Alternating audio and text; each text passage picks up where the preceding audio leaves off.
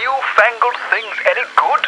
G-Darius HD is, as the name suggests, an HD remaster of the 1997 side-scrolling arcade classic G-Darius.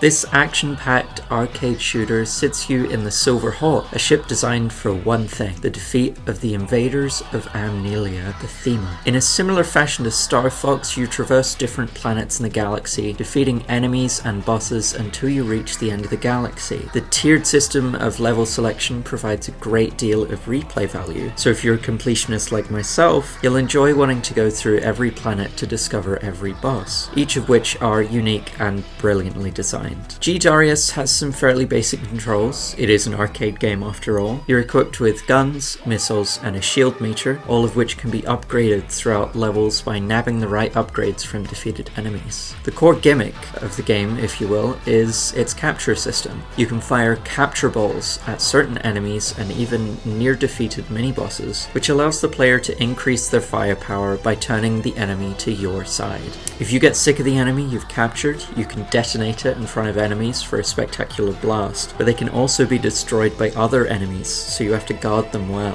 This capture function is key to success in this game. However, I had a bad habit of forgetting it was there and just tried shooting my way through anything and everything coming from the right side of the screen. Bosses can be exceptionally difficult and often change the direction that they shoot from though, so making it a must to use the capture system and fend off attacks from any angle. Just like the original arcade version, gameplay is based on credits. You have to actively insert a credit before each playthrough. After you lose your lives, you have the option to add another credit or start from the beginning. And as much as I appreciate the true to arcade energy given here, I feel like I could just die as many times as I wanted because I could just add more and more credits and not have to worry about losing in progress. It did make me feel like a rich kid in an arcade for a hot minute, but it did get old pretty quickly. A more rigid system of playing would feel more appropriate to a console HD version. Speaking of HD, you do have the option to actually play the original version of the game as well. I really didn't see much of a visual difference for it to be worthwhile.